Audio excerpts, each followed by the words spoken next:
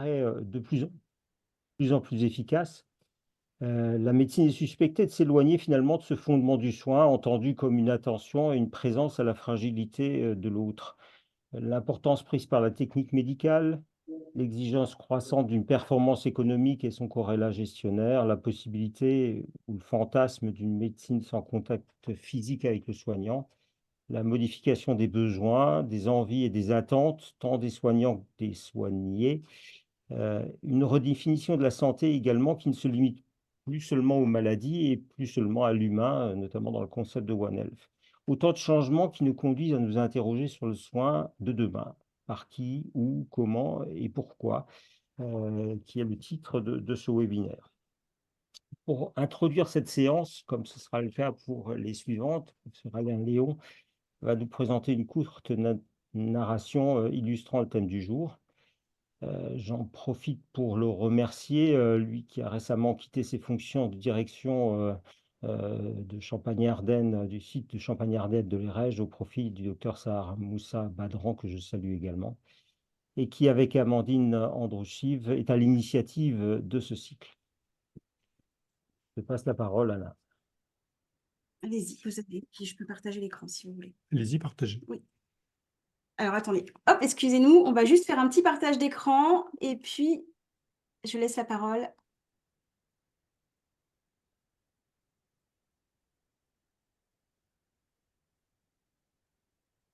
Voici. Est-ce que tout le monde voit notre écran? Oui. Très bien. Je vous laisse. Très bien, oui. Bonsoir tout le monde. Merci Patrick. C'est avec plaisir que je vous retrouve ce soir. Et comme l'a dit Amandine, eh bien, nous allons faire en sorte de vous retrouver régulièrement pour vous parler en fait de soins et de santé au cours des prochains mois. Ce soir, Sganarelle de la Place du Cal n'est pas là. Il est en examen, en évaluation des acquis, puisque le système lui a demandé quelques études supplémentaires afin de pouvoir exercer librement et légalement son ministère. Alors, deux fictions ou trois fictions pour lancer les débats. Me soigner demain, qui, où, comment, pourquoi? Nous sommes au lendemain d'une conférence Sciences Po sur, à propos de la nouvelle loi, de l'hypothèse d'une nouvelle loi fin de vie. Et notre chat, notre confident, notre médiateur, que vous voyez ici en photo, nous sommes le 8 juin 2022, à 18 ans, 88 ans humains. Ce matin, notre chat est retrouvé brutalement tétraplégique. Que lui arrive-t-il? Il est somnolent, peu réveillable et très rapidement, nous prenons rendez-vous à la clinique vétérinaire de la ville. Une personne charmante nous propose de venir très rapidement en consultation pour nous donner un avis après sa consultation. Ce pauvre chat est haletant, il ne se déplace plus et en réalité, la secrétaire que nous avons au téléphone nous rassure tout de suite en nous prenant tout de suite en charge. Effectivement, le sourire perceptible à notre arrivée nous rassure. Et comme le souligne David Le Breton, on sourit rarement tout seul. Cela en dit long, en fait, sur l'empathie de cette personne et ses coopérateurs. Ah.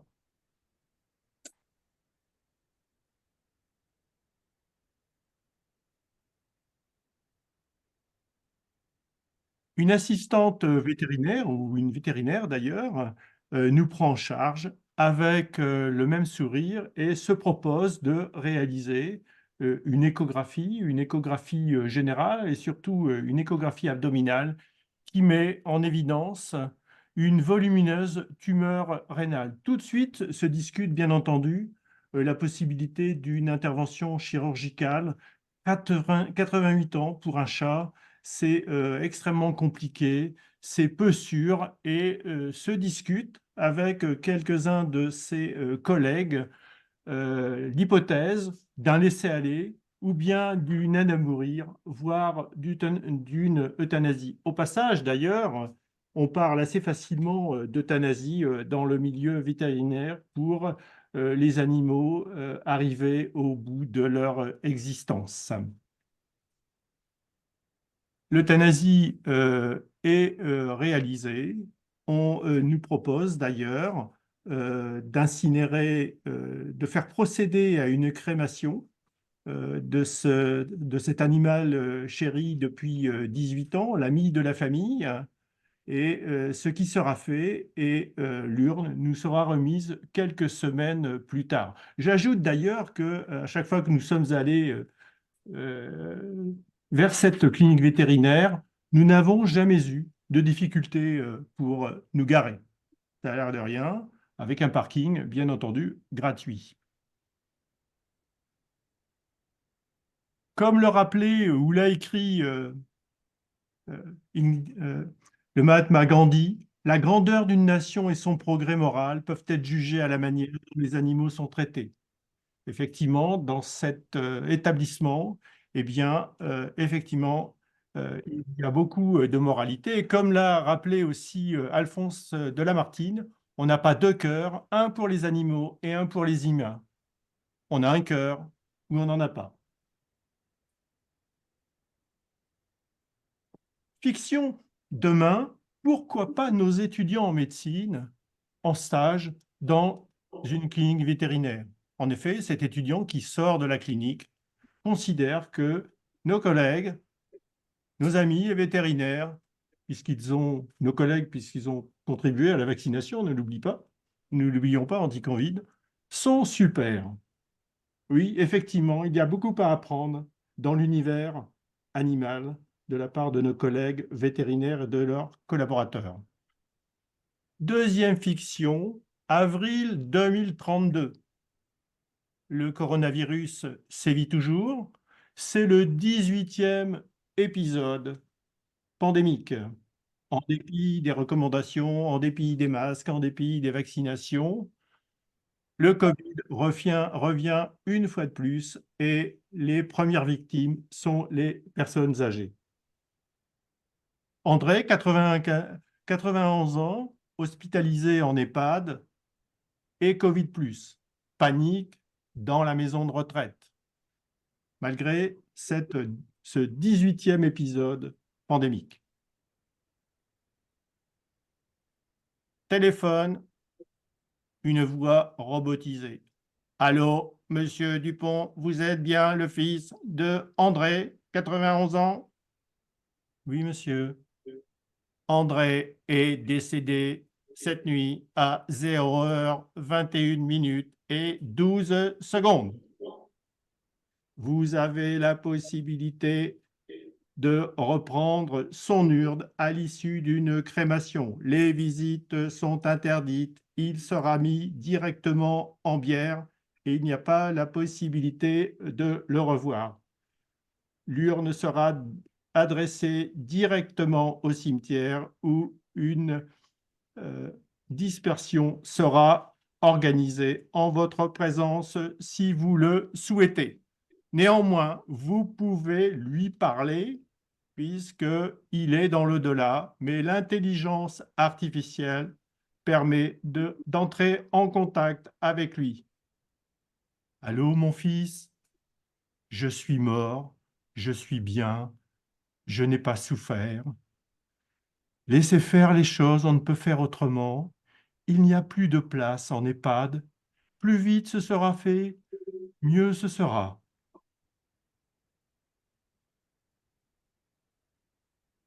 Effectivement, papy a bénéficié d'une crémation. Ses petits-enfants ne comprennent rien. Petite référence au Rolling Stone. living in a ghost town. Je suis un fantôme vivant dans une ville fantôme. Tu peux tenter de me voir, mais je ne peux être trouvé. Dernière réalité, Madame Albertine, hospitalisée en radiologie. Elle attend un examen. Et vous voyez ici des médecins occupés sur leur iPhone à discuter. Et Madame Albertine s'inquiète. Docteur, ils ne s'occuperont pas de moi. L'empathie, une qualité d'âme, certainement pas une juxtaposition d'états rationalisés, ni le résultat d'une recette comportementale.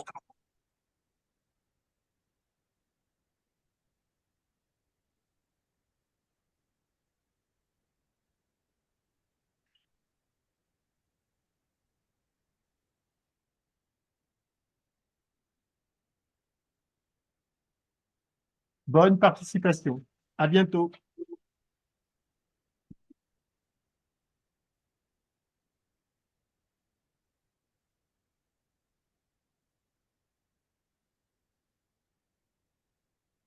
On ne vous entend pas, Monsieur Kershak. Le micro. Oui, merci Alain pour cette présentation bon, qui nous présente quand même un tableau assez sombre. Hein, vaut-il mieux être un chat ou un être humain dans ces temps troublés?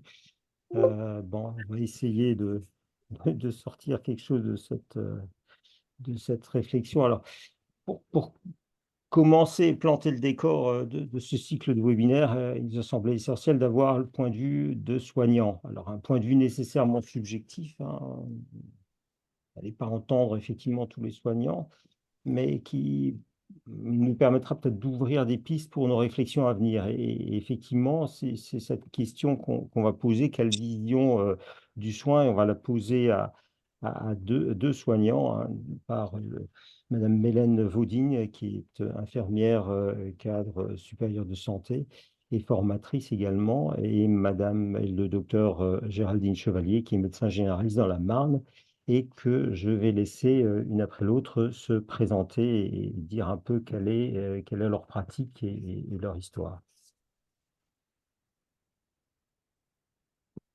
Vous voulez commencer Madame d'abord? Vaudine, par exemple. Très bien. Merci beaucoup. Merci à l'EREJ de m'avoir convié à ce premier webinaire autour du soin. Donc, je suis Mélène Vaudine, je suis infirmière de formation initiale. J'ai travaillé en psychiatrie et en soins palliatifs.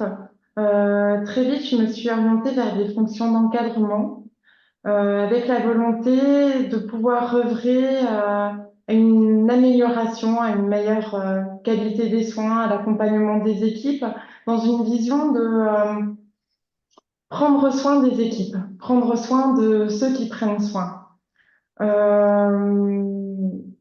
J'ai très vite été heurtée à certaines difficultés, certains questionnements dans ma pratique institutionnelle. Mais en même temps, j'ai toujours beaucoup apprécié la pluridisciplinarité et à mon sens, alors peut-être un contact un peu plus distant avec le patient, mais en même temps,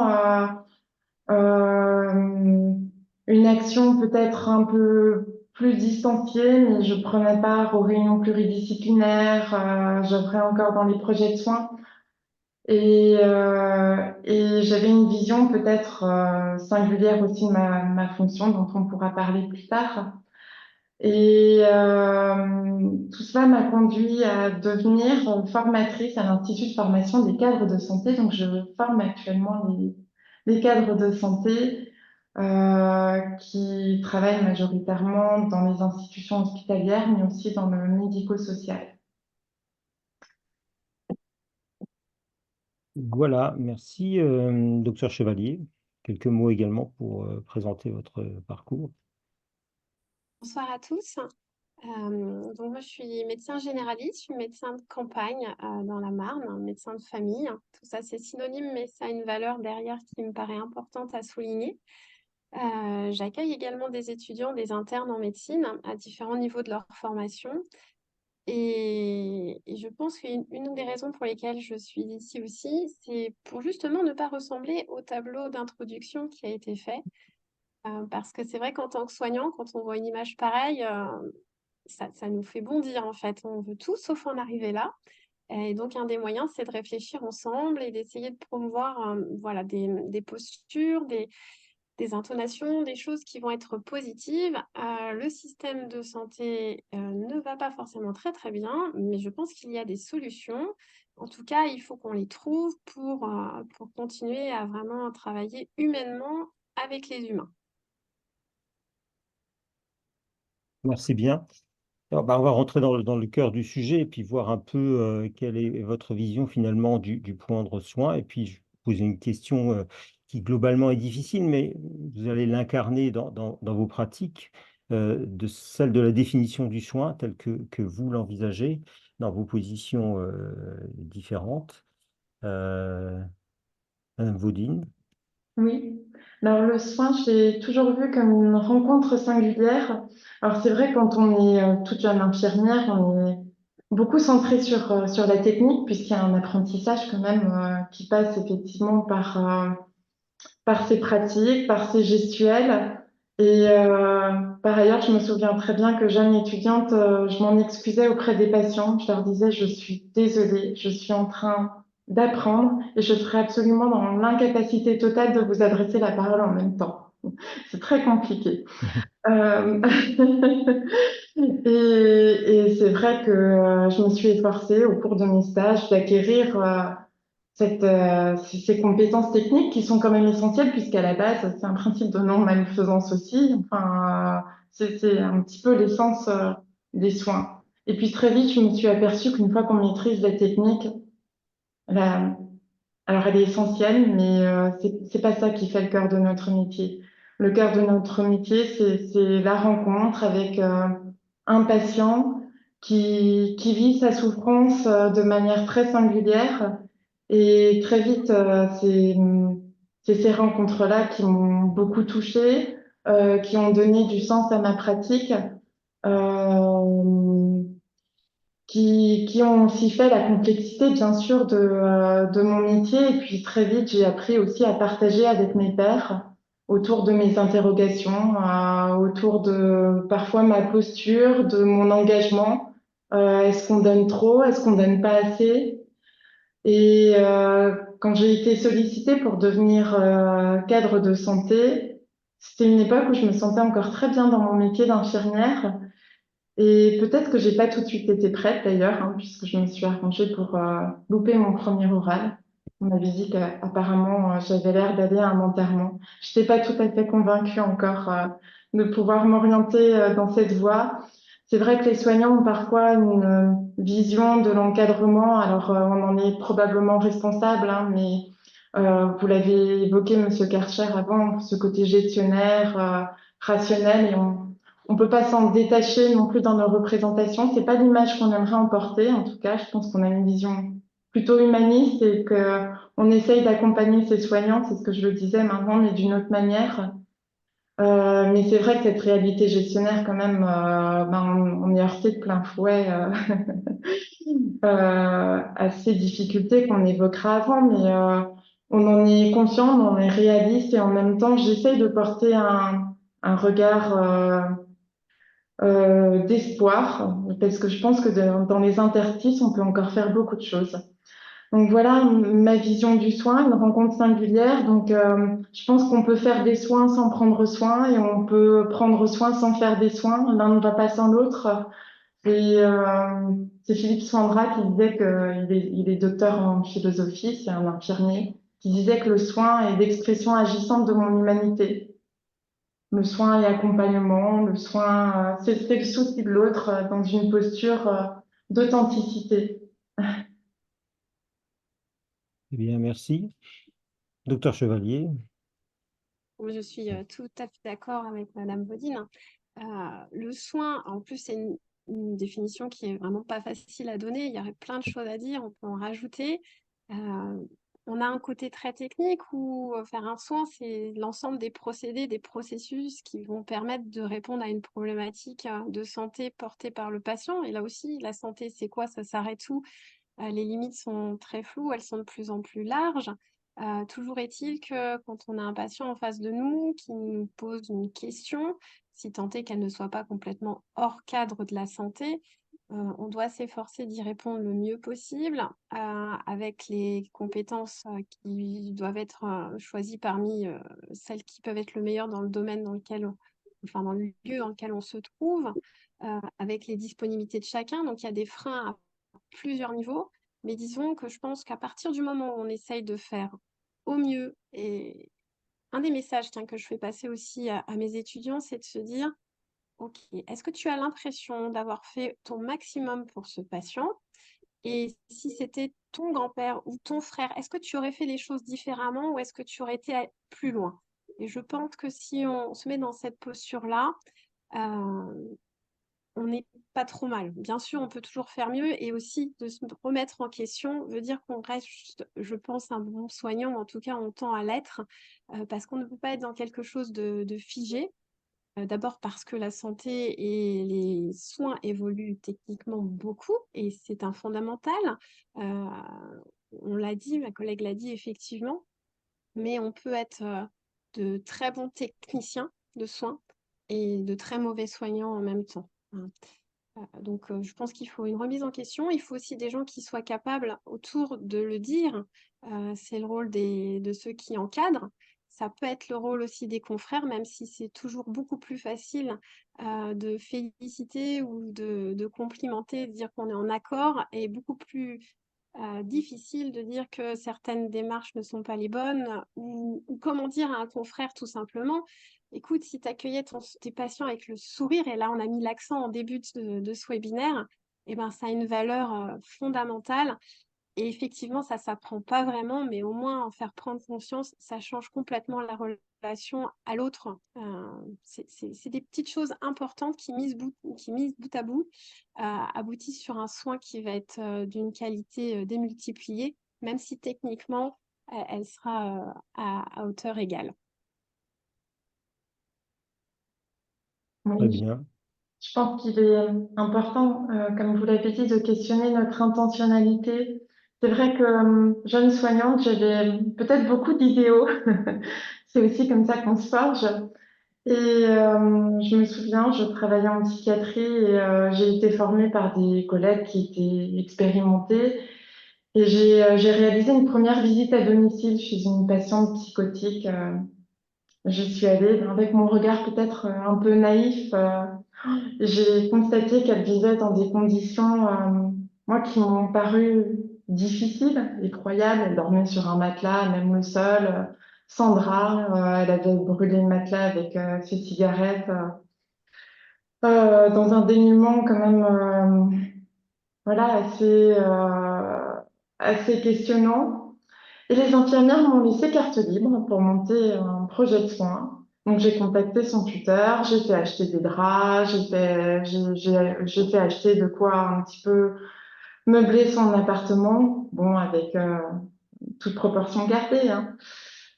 Le lendemain, elle a tout jeté par la fenêtre. Je me suis dit, bon, ben voilà, je lui ai fait dépenser des sous pour rien. C'est comme ça que j'ai appris. Et c'est comme ça que j'ai appris qu'il fallait surtout se prémunir de vouloir projeter sur l'autre nos représentations de ce qu'est une vie bonne, de ce qu'est l'autonomie, de ce qui est peut-être effectivement un état de plénitude, parce que finalement, elle le vivait pas si mal de dormir sur son matelas, à même le sol.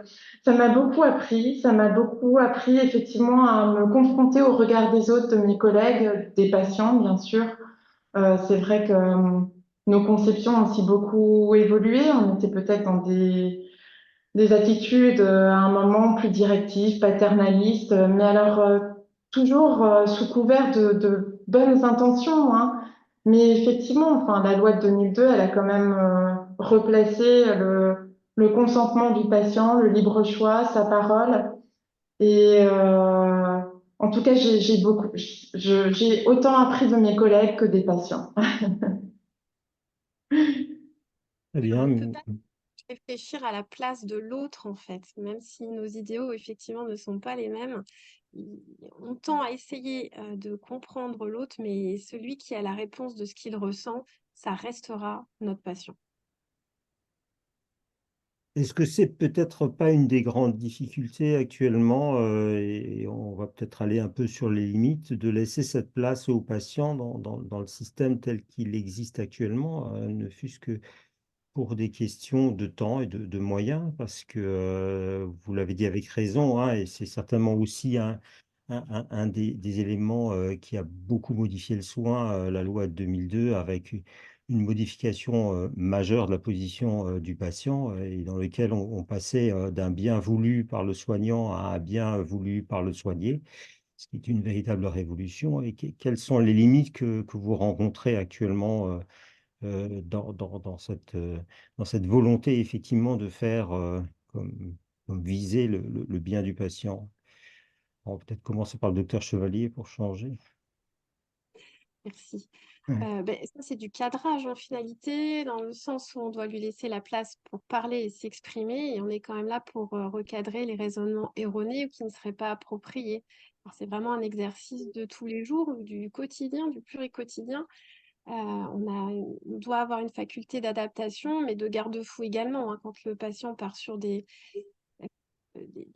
raisonnements qui sont pas les meilleurs pour lui ou qui sont des fois voilà, complètement erronés, on se doit d'essayer de recadrer. Après, il y a de la manière de le faire et puis des fois, ça se fait pas de manière instantanée.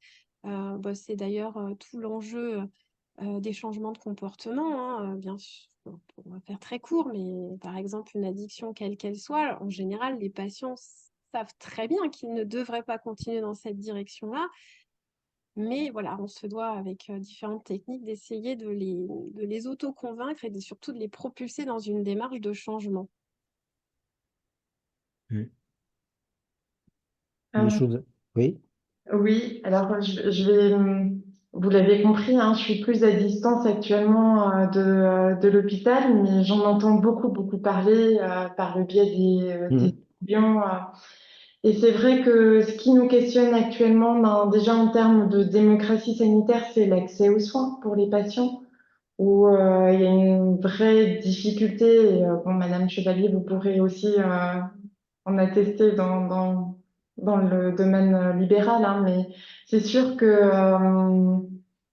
euh, dans la conception du soin qu'on avait jusque-là, c'était un accueil inconditionnel du patient. Et c'est vrai que on est quand même dans un contexte où il y a une grosse tension sur les lits, une tension également sur les effectifs soignants. Et puis vous évoquiez avant peut-être ce manque de disponibilité, et c'est une réalité.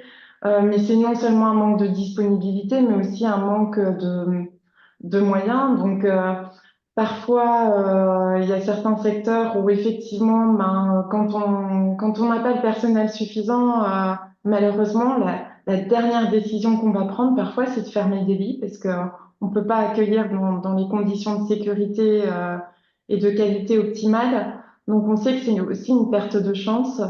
Ou parfois, on va soigner vaille que vaille, mais effectivement, quand avant on évoquait notre conception du soin en disant que prendre soin, c'était pas que faire des soins. Là, malheureusement, je pense qu'il y a des situations où on en est réduit à faire du soin. Et, et c'est là où le bas blesse parce que on aimerait bien effectivement pouvoir prendre le temps d'apaiser les angoisses, de discuter autour d'un projet de soins de manière un peu plus complète parce que on voit parfois il y a des loupés dans le travail de lien, dans le travail de réseau, par manque de temps, par manque de moyens, par manque de cadre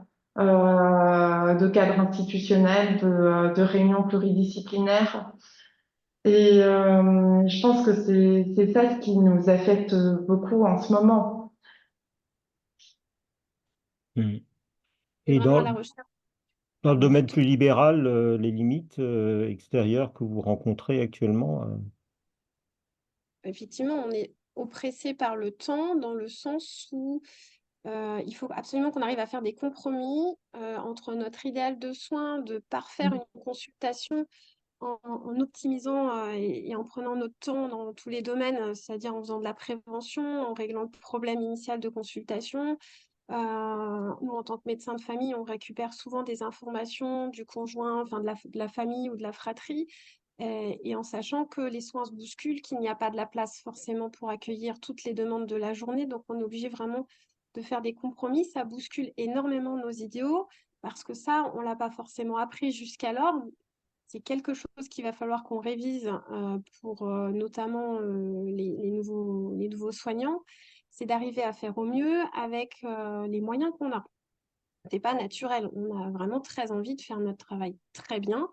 Moi, je sais qu'il faut que j'arrive aussi à faire travailler le temps, la durée de consultation pour mes étudiants, pour ne pas qu'ils soient débordés et de pas avoir enfin, on a ce sentiment de toute manière de frustration, de se dire, bon, bah, j'essaye de répondre à la demande, mais je sais que je pourrais être plus optimum que ça, mais je n'ai pas le choix parce que si je prends trop mon temps, eh ben, c'est X patients qui n'auront pas accès aux soins.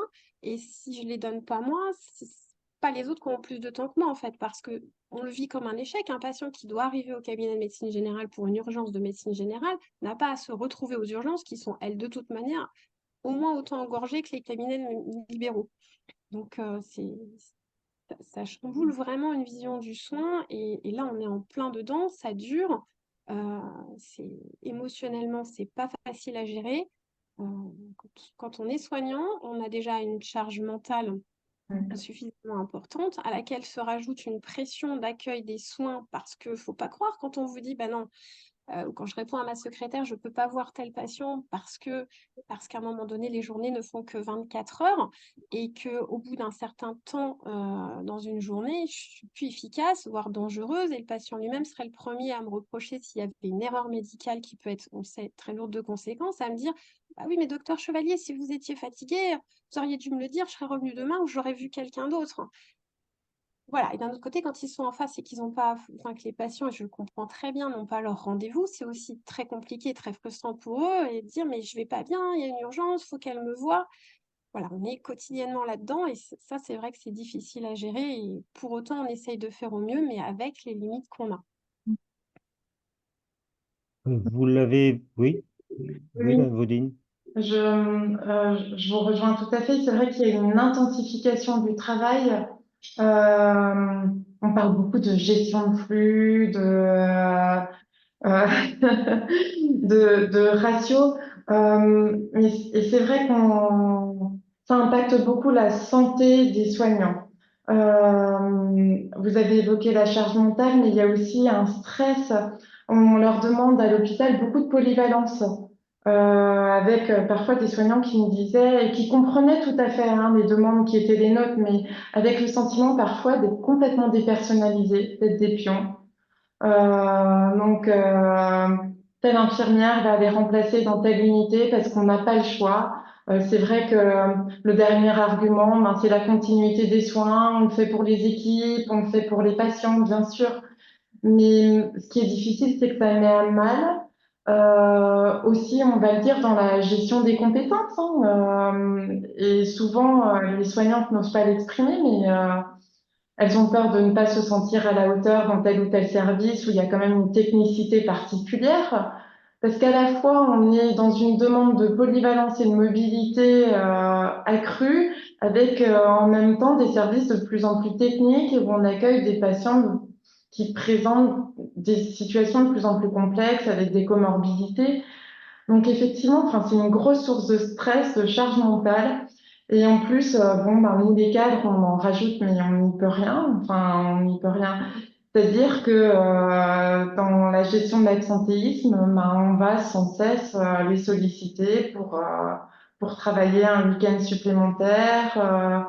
Euh, il y a un étudiant cadre l'an dernier dont le thème du mémoire était le dilemme éthique du cadre de santé dans la gestion des plannings. Mais je crois qu'actuellement, ça occupe à peu près, enfin, je le dis comme ça, c'est une idée que je m'en fais, mais 80% du travail du cadre, la gestion du planning ce qu'on appelle la gestion des ressources humaines. Excusez-moi de ce vocabulaire, je sais bien que derrière, il y a des soignants, il y a des êtres humains. Et avec des difficultés, hein, des difficultés à octroyer les congés souhaités, des difficultés à faire partir en formation parce que c'est la première variable d'ajustement des plannings. Et c'est vrai que ça use, ça use. Hmm. Et puis, j'ai l'impression, mais vous confirmerez peut-être, que effectivement cette question de la polyvalence des soins, qui est une question qui est apparue sur mon expérience il y a 25 ans à peu près. Avant, on pensait qu'une infirmière, effectivement, avait de l'expérience et qu'il fallait impérativement qu'elle reste sur le site dans lequel elle était, où elle acquérait progressivement une expérience en cardiologie, avec effectivement de la technique, mais également pour certaines spécialités non techniques comme la gériatrie, puisque c'est la mienne, bah, c'est plus un savoir-être qu'un savoir-faire et un repérage d'un certain nombre de choses. Et on a l'impression qu'avec cette polyvalence, bah, finalement, il y a une redéfinition du soin de façon assez négative, hein. C'est-à-dire qu'il y a une espèce de noyau qui serait celui de ce que tout le monde sait faire et qui suffirait finalement à s'adapter à toutes les spécialités de la pédiatrie à la gériatrie en passant par des spécialités plus techniques. Et on voit finalement que les spécialités les plus techniques comme la réanimation, bah, c'est normé, hein, ils sont accompagnés 6 mois, hein. Donc, à partir du moment où on essaie de normer, on voit bien que ça, c'est pas une réalité. Est-ce que c'est quelque chose que vous ressentez également, aussi bien dans le domaine libéral que dans le domaine hospitalier? Dans le domaine libéral, j'ai l'impression qu'effectivement, oui, ça se ressent aussi, parce que on sait que les médecins des anciennes générations étaient très polyvalents. On a l'impression qu'après, bah, du coup, il y a eu plein de spécialités et donc ça s'est rétréci le champ de compétences. On fait plus d'accouchement à domicile, si je grossis le tableau, mais c'est quand même une Mhm. réalité, c'est pas plus vieux que ça. Et donc, du coup, on était plus centré sur des soins vraiment, comme on l'entend aujourd'hui, de médecine générale, sans. D'ailleurs, ça nous est reproché des fois de plus faire de petits gestes. Alors, j'entends de petits gestes de retrait de je sais pas quoi qui dépasse sur la peau, de point de suture, ce genre de choses. Et là, moi, je sens que mais c'est très, très récent, on fait machine arrière parce que comme les spécialistes ne sont plus disponibles et et c'est aucune critique de ma part, on a tous la même problématique et les mêmes raisons de cette indisponibilité. Mais du coup, quand vous avez vous le patient en face, il faut bien répondre à la question. Et quand vous avez quelque chose qui gêne, pour reprendre un exemple de dermatologie, mais avec, je ne sais pas moi, une petite lésion qui est parfaitement bénigne, mais qui raccroche, qui saigne, qui fait mal, ben, à un moment donné, si le rendez-vous est dans 9 mois, il va bien falloir qu'on s'en occupe. On ne le faisait plus, je ne le faisais pas et je suis obligée de le faire pour rendre service à mon patient parce que du coup, je sais que sinon, on va avoir un délai trop important. Je mets juste une parenthèse là-dessus, c'est que nos confrères spécialistes sont quand même très alertes quand il y a des vraies urgences. On arrive à avoir des créneaux de disponibles en temps et en heure, même si ça nous demande plus de temps qu'un simple coup de téléphone où il y a un petit peu plus de négociation parce qu'il filtre et ce n'est pas reprochable. Mais donc voilà, il faut faire attention sur le plan des urgences, ça fonctionne encore très bien. Mhm. Et à l'hôpital, c'est une réflexion qui est de plus en plus mise en œuvre, hein. Actuellement, dès la dernière année à l'IFSI, il y a des dispositifs de formation, de pré-formation à la réanimation. Euh, je sais qu'il y a beaucoup de cadres qui réfléchissent aussi à cette question de la polyvalence et comment ça s'accompagne en fait au sein d'un pôle. Mais ça passe encore par des dispositifs hein, de tutorat, parfois de binômage, de formation et malheureusement qui parfois sont très vite mises à mal par une gestion de l'absentéisme inopinée où effectivement on va se dire bon ben on l'a doublé 3 jours et puis on va voir le nouvel infirmier en lui disant bon ben en fait ce week-end malheureusement tu seras déjà seul sur ton poste. Mais c'est vrai qu'on essaye quand même de réfléchir à, à la manière dont on fait les plannings et c'est vrai que par exemple une des vigilances ben, c'est euh, souvent, il y avait comme ça une répartition. Sur un week-end, il y avait le week-end des anciens et puis le week-end des novices. Donc, je pense qu'il y a une vraie responsabilité, effectivement, à ne pas, sous prétexte que c'était quelque chose qui était un petit peu acquis, réfléchir à, effectivement, enfin, pouvoir créer des binômes, du tutorat. Mais avec toute la vigilance où on sait bien qu'il n'y a jamais du temps qui est dédié en plus au tutorat. C'est toujours une mission supplémentaire aux soins, bien sûr, bien Mm. sûr. Mm. Finalement, ce que vous venez de dire me fait poser la question de savoir que finalement, vous avez défini le soin, mais qui est-ce qui finalement définit le soin actuellement? Est-ce que c'est pas plus la façon dont le soin est géré, dont le soin est financé également, hein. On peut évoquer la tarification à l'activité qui a quand même mis en avant plutôt l'activité que la relation. Est-ce que comment se réfléchit finalement encore le soin? Alors, c'est bien la pratique libérale qui est une pratique quand même, alors de moins en moins solitaire, mais qui est quand même parfois isolée, et puis que dans la pratique hospitalière. C'est qui dit que ce qui est un soin? Je pense notre fort intérieur. Enfin, je veux dire, Mm, à la base, on peut ne pas être d'accord avec plein de choses. Moi, ce qui me guide de toute manière, c'est d'essayer de faire au mieux pour mes patients. Et ce qui m'amène aussi à réfléchir sur ma pratique, où j'essaye on est constamment en adaptation et en évolution, parce que je me refuse à me plaindre dans mon coin en me disant ça devrait pas être comme ça, on peut pas faire ci, on peut pas faire ça. Et effectivement, le fait d'être en libéral me permet d'avoir plus de liberté pour essayer de créer d'autres projets. Et voilà, je vais essayer d'en mener quelques-uns, effectivement, où bah, j'essaye. Je ne regrette pas de toute manière les essais qui, en plus, ne sont pas forcément des échecs. Donc voilà, mais ouais, c'est vraiment mon âme de soignante en fait qui me guide et puis bah, le reste, on fait avec. Et vous confirmez qu'il y a encore des espaces de liberté, on y reviendra peut-être plus tard, oui. Ah oui, Madame oui. Vaudine? Ben, parfois, je me dis, on aurait trop tendance à définir le soin par la négative actuellement, parce qu'il n'est plus ou parce qu'il n'est pas. Et pour autant, j'ai quand même envie de croire qu'il y a justement, alors à l'hôpital, on a quand même encore des espaces d'échange. Par exemple, moi, j'assistais aux transmissions soignantes, donc ces fameuses passations d'informations entre l'équipe du matin et l'équipe d'après-midi. Et il y a des tas de choses qui se disent à ce moment-là sur les envies du patient, sur le regard clinique des soignantes, sur l'ASH qui va dire ah ben tiens, il n'a pas touché à son repas ce midi. Ah ben j'ai parlé à la famille, ils aimeraient bien m'emmener au restaurant ce week-end. Et ça se joue là. Et je crois que ça, c'est important qu'on le défende. Alors, c'est ce qu'on appelle, certes, le projet de soins, qu'on va travailler avec le patient, ses proches.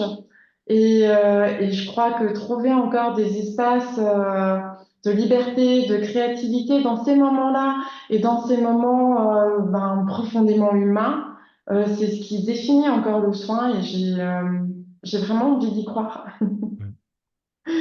Très bien, bah, tant mieux. On va peut-être aborder, puisque vous êtes tous les deux d'une façon, alors plus ou moins impliqués dans l'enseignement, hein, vous l'avez déjà dit, voir un peu ce qui devrait être fait pour améliorer finalement la capacité des soignants à poursuivre un soin qui ne soit pas uniquement de traitement dans l'enseignement. Alors peut-être Madame Vaudine, c'est maintenant la fonction essentielle actuellement. Oui, oui, oui, tout à fait.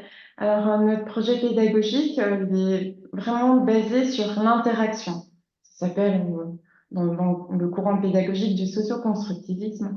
Donc, d'emblée, nos étudiants le comprennent vite. On les fait beaucoup, beaucoup travailler en groupe. Il s'agit d'aller s'ouvrir aux représentations de l'autre, aller se confronter, mais se confronter dans une pensée critique, mais vraiment, je le vois dans son acceptation tout à fait positive. On travaille aussi beaucoup autour de l'analyse de pratique. Et ça, c'est déjà des dispositifs qu'on mobilisait beaucoup en psychiatrie et en soins palliatifs. C'est-à-dire, à un moment, ben, aller interroger, avant, j'évoquais l'intentionnalité, le sens de nos soins, le sens de nos actes. On travaille aussi beaucoup, alors, autour de l'analyse de situation avec les étudiants. Donc, ils reviennent de stage avec des situations qu'ils ont observées, qui les ont interpellés, et on essaye à la fois d'étayer des concepts, de l'analyse et puis des outils. Donc ça, ce sont des dispositifs qu'on mobilise beaucoup, c'est l'intelligence émotionnelle, l'intelligence collective, apprendre à se connaître, savoir, nous on leur dit, hein, des cours de management, ils en ont à l'université, c'est peut-être moins des choses qu'on va mobiliser ici, on a une approche pluridisciplinaire, on a des intervenants qui viennent de champs disciplinaires tels que la philosophie, les sciences sociales, on a des directeurs d'hôpitaux, de différents hôpitaux, et je pense que cette richesse-là, elle vient effectivement de la différence des points de vue. Et puis ce qu'on leur dit très vite, c'est que cette année, elle va leur servir aussi à faire ce fameux petit pas de côté, prendre de la hauteur, ces moments-là qui sont propres à la formation et puis qui va leur servir à, je l'espère, hein, en tout cas, se forger une représentation du cadre qu'ils ont envie d'être. Euh, c'est vrai on a plus de cours de clinique, ça fait depuis très longtemps que les cadres ne sont plus formés à la clinique. Et pour autant, on a quand même une ancienne cadre de pôle qui intervient sur la dimension clinique du cadre de santé, donc on l'oublie pas.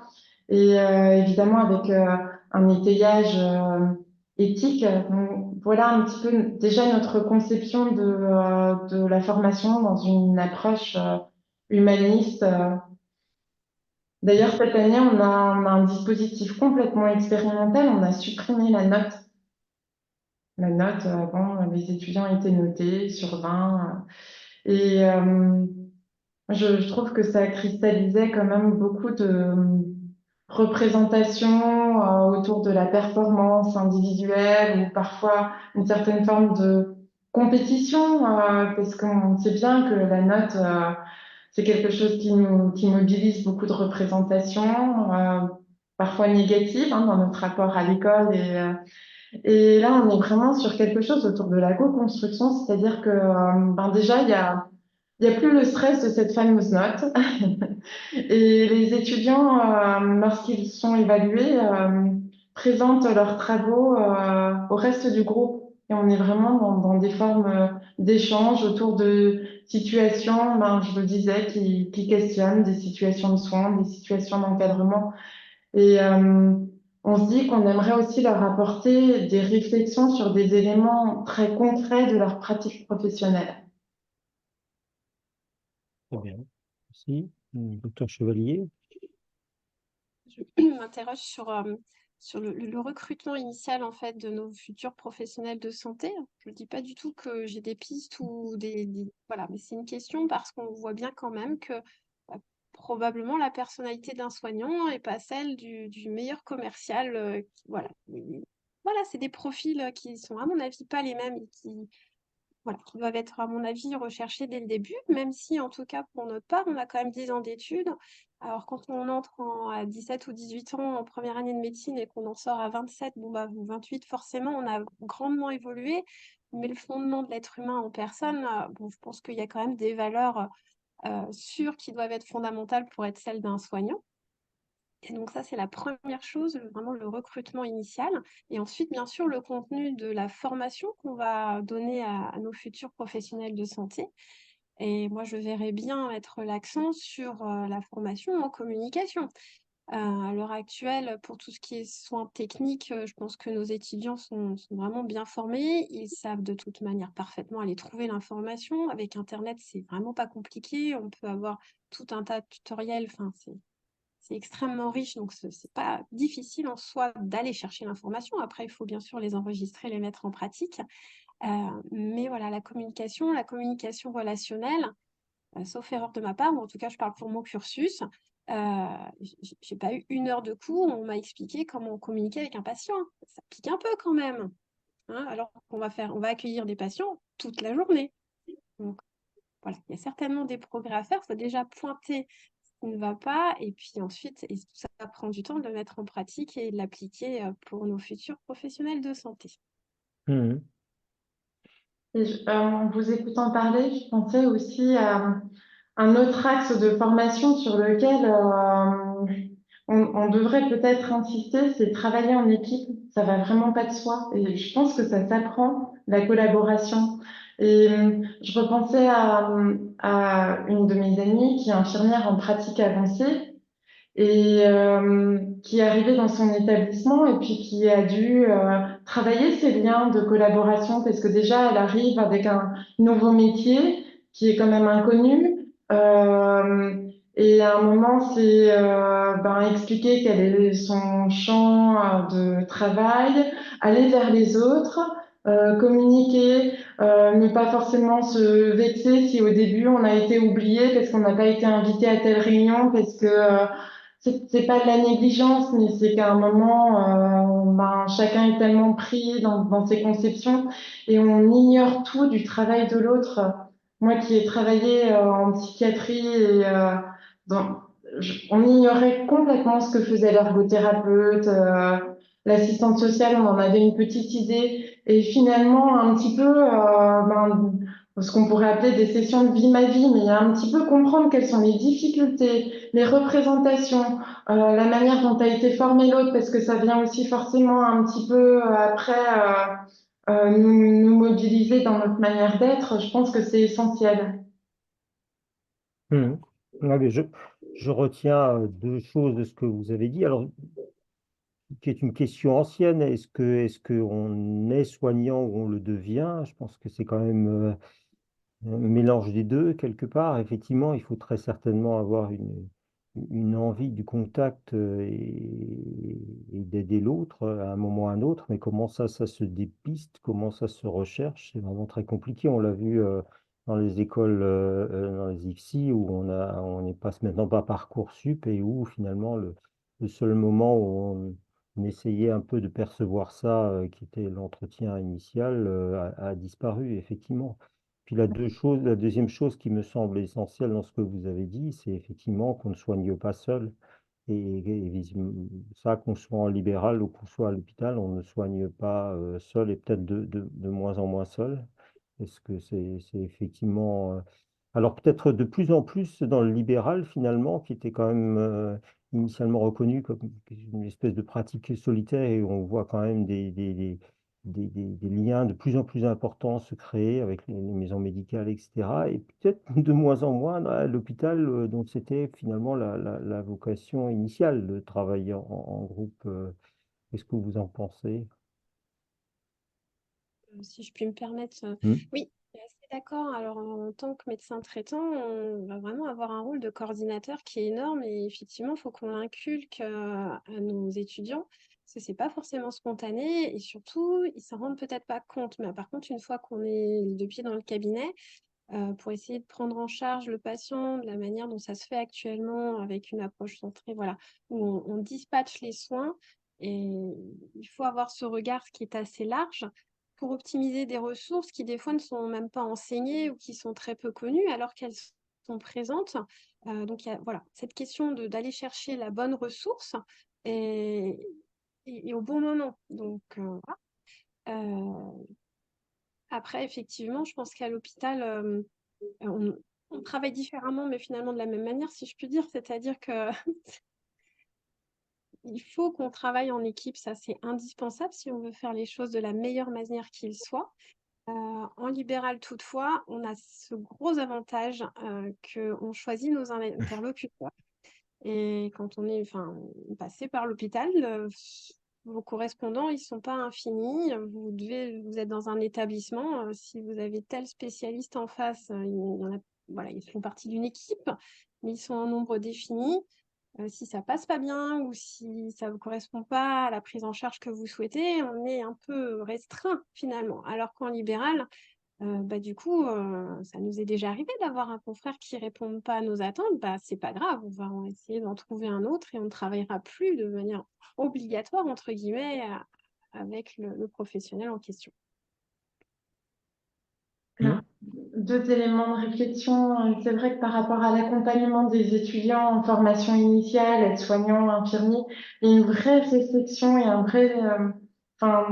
un vrai souci de bien faire qui actuellement anime les équipes, avec, on l'a dit, hein, toutes les contraintes qui sont posées actuellement, déjà qu'elles subissent elles-mêmes, et en plus devoir accompagner de jeunes professionnels avec toute la conscience de la responsabilité qui est la nôtre, les accompagner déjà dans la difficulté de la découverte du milieu hospitalier, de la maladie. Il y a quand même actuellement beaucoup d'étudiants qui sont mobilisés et puis il y a eu beaucoup de livres blancs sur effectivement toute la difficulté, la souffrance des étudiants aussi, à être confrontés parfois à des situations très compliquées, voire des situations de harcèlement, ça a été dit, de quelque part maltraitance. Je crois que ça a été souvent tabou, mais c'est un milieu aussi dur et violent, l'hôpital. Et puis peut-être que on a des collègues qui sont un peu forgés une carapace et c'est une réalité. En tout cas, j'ai envie de croire qu'il y a déjà une parole qui s'est libérée, qu'il y a un souci de bien faire, alors peut-être avec parfois des moyens qui sont pas encore à la hauteur, mais en tout cas, chaque année, ne serait-ce qu'à travers les réflexions des étudiants cadres et les thèmes des mémoires qui sont mobilisés, il y a quelque chose qui se met en œuvre aussi sur comment on peut collaborer avec les instituts de formation dans les milieux hospitaliers, comment on peut essayer de travailler ensemble. Euh, donc ça, c'était la première réflexion. Après, effectivement, par rapport au travail en pluridisciplinarité, moi, j'ai travaillé dans des espaces où, et ça a toujours été maintenu, quoi qu'il en soit, on avait des espaces de discussion et d'échange, au moins une fois par semaine, une réunion où on se rencontrait tous, où on discutait autour des projets de soins et où chacun avait la parole pour vraiment s'enrichir du regard des uns des autres, avec peut-être aussi une certaine forme d'humilité. On parlait avant du champ de compétences, effectivement. Chacun a ses compétences et sa petite brique à apporter dans la construction du projet. Avec la difficulté que vous avez évoquée, sur laquelle je reviens juste brièvement, de savoir ce que fait l'autre, effectivement, vous l'avez évoqué tous les deux, et c'est vrai que ça, c'est très certainement un manque dans l'enseignement de cette rencontre des différentes professions et de la connaissance des professions les unes des autres. Je sais qu'il y avait eu une ébauche de tentatives, notamment l'enseignement en soins palliatifs, avec différentes spécialités enfin, infirmiers, kinés, et notamment médecins qui participaient à des enseignements communs pour essayer de créer un peu ça, mais je crois qu'il y a un vrai travail à faire là-dessus. Oui. Vous l'avez aussi évoqué, je voudrais peut-être qu'on termine un peu là-dessus, c'est les pistes que vous avez mises en œuvre, hein. Vous l'avez dit, docteur Chevalier, que de temps en temps vous faites des adaptations de votre pratique pour essayer de la modifier dans le sens du bien de votre patient. Est-ce que vous pouvez nous en parler un peu? Oui, parce que rapidement, en fait, ça fait 10 ans que je travaille au cabinet. En fait, je me suis installée quasi directement après mon diplôme. Très rapidement, je me suis aperçue qu'on perdait quand même beaucoup de temps à faire des tâches qui pouvaient être délégables, sans que ça soit préjudiciable aux patients, puisqu'encore une fois, on est vraiment à la recherche du temps perdu. C'est presque une question, je dirais, déontologique, dans la mesure où réellement, il y a un manque de soignants, dont un manque de ma profession, en disant que c'était vraiment trop idiot de passer X temps sur des tâches et qui pourraient être faites par quelqu'un d'autre. Et donc, du coup, très rapidement, j'ai commencé à déléguer, bien sûr, des tâches administratives, jusqu'à embaucher, il y a maintenant 4 ans, une assistante médicale. L'assistante médicale, aujourd'hui, elles sont 2 à mon cabinet. Moi, je travaille sur 2 bureaux et du coup, elles permettent, l'accueil du patient. Elles s'occupent de, voilà, passer une carte vitale, du règlement, d'enregistrer les documents des patients qui ne me seraient pas encore parvenus pour compléter mon dossier médical, prendre une tension, prendre un poids, enregistrer les vaccins dans le carnet de santé des enfants, remplir les courbes dans les carnets, de santé également. Et ensuite, le patient ne bouge pas du cabinet dans lequel il a été accueilli par l'assistante. Et moi, je viens faire la consultation médicale voilà, en m'affranchissant de tout ça. Et du coup, ça fait gagner énormément de temps. Et ça, je pense que c'est une vraie piste. Alors après, on peut voir les choses chacun à sa manière. Je sais que tout le monde n'est pas d'accord avec ça. Mais en tout cas, ça me permet d'accueillir plus de patients et tout en ne délaissant pas la qualité des soins qui sont prodigués et même en me permettant de faire des choses pour lesquelles j'aurais pas du tout le temps de faire, comme leur parler du DMP, le dossier médical partagé ou l'espace santé maintenant, de repointer bien les dépistages parce que ça, si on explique voilà, à l'assistante qu'il faut une mammo tous les 2 ans entre 50 et 74 ans, bah voilà, ça permet de repointer des choses et finalement d'essayer d'être encore plus performant et plus efficace sur un temps de consultation donné, en fait. Donc, ça, c'est vraiment une vraie piste. Mais la délégation de tâches, et là, je pense que Hélène va rebondir dessus avec notamment les IPA, c'est une piste. Après, ça fait partie d'un panel d'outils qui reste à définir avec leurs limites et puis avec l'expérience aussi, hein, ce qu'on met en place aujourd'hui ou ce qu'on pense être efficace et, et bien pour le patient. Peut-être qu'en pratique, ça ne le sera pas tant que ça. Peut-être qu'on rencontrera des difficultés ou une applicabilité in vivo qui ne sera pas optimum. On modifie, mais en tout cas, pour ce qui est du travail avec la délégation de tâches aux assistants médicaux, moi, j'y trouve mon compte et je pense mes patients aussi. En tout cas, ça me permet d'accueillir un volume de patients qui ne serait pas le même si elles n'étaient pas là. Madame Vaudine. Oui, oui, concernant les IPA qui maintenant, les premières promotions arrivent en effet dans les établissements. Alors, avec finalement peut-être, on parle de l'implantation des IPA hein, dans les institutions, des réflexions qui ont été très différentes dans les établissements en fonction des besoins aussi, mais ça nécessite forcément de penser les liens de collaboration avec les équipes médicales, avec la direction, avec les équipes soignantes. Mais c'est vrai que, autant dans le champ médical, effectivement, enfin, il y a des pistes autour de la clinique, de la prescription de certains traitements renouvelables, mais également, on parlait avant des étudiants. Je pense que les IPA pourraient être une vraie ressource aussi dans l'accompagnement des nouveaux agents, des étudiants. Et effectivement, il y a beaucoup à inventer encore parce que on écrit un peu sur une page vierge avec eux. Euh, je pense qu'ils ont aussi, alors c'est vrai qu'ils sont un peu du coup les porte-parole là de leur profession. On verra dans quelques années comment ils auront effectivement réussi à pouvoir se forger dans leur identité professionnelle. Mais en tout cas, il y a une vraie piste de réflexion de ce point de vue-là. Tout à fait. Voilà, alors avant de partager avec toutes les personnes en ligne, et comme le, le thème général de ce webinaire, c'est la santé de demain, je vais vous demander à l'une et l'autre comment vous voyez effectivement le soin demain, comment vous voyez le soin demain. Le soin de demain, on le voit plus fluide déjà. Je pense qu'au niveau technique, bon, bien sûr, il y aura des innovations et des avancées majeures en médecine évidentes, et en tout cas, on l'espère. Mais après, je pense qu'on a vraiment les moyens de soigner. Le problème, c'est les ressources disponibles pour l'appliquer.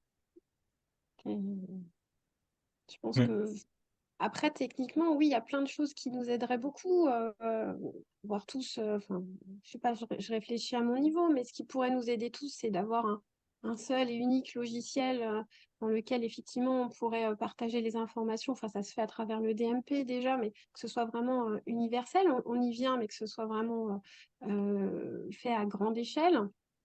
Qu'on ait un réseau de professionnels de santé où on puisse se parler facilement. Alors, pareil, ça existe, mais pas chez tout le monde. Nous, on a le problème du multicanal de communication, où là, actuellement, je dois avoir, bah, oui, bah, on doit avoir 4-5 modes de communication différents. S'il n'y en avait qu'un seul, ça serait quand même beaucoup plus simple, avec bien sûr un canal sécurisé. Enfin voilà, on peut affiner des petites choses comme ça, mais sinon, je pense que fondamentalement, le soin est de bonne qualité. Après, c'est la ressource, la disponibilité des soignants qui pêche surtout aujourd'hui.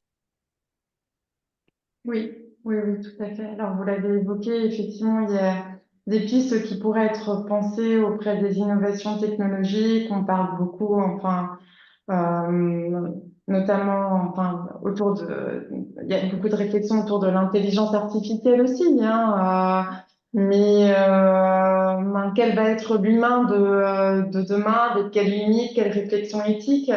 Moi, j'aimerais bien qu'il y ait encore beaucoup d'humains dans le soin demain.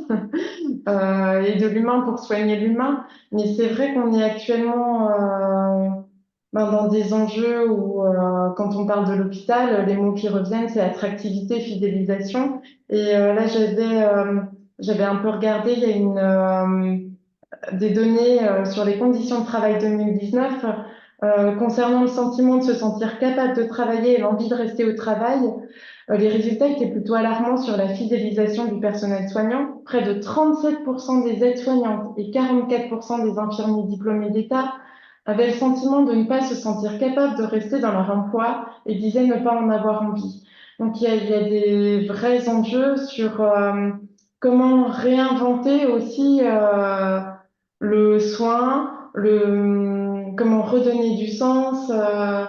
Et donner aux soignants envie de rester, quoi, de rester à l'hôpital, de rester dans ce domaine-là.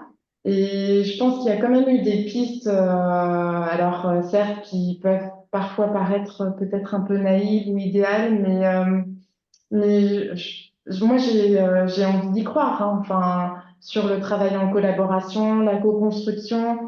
Et je crois qu'il y a un vrai engagement aussi au niveau de l'encadrement.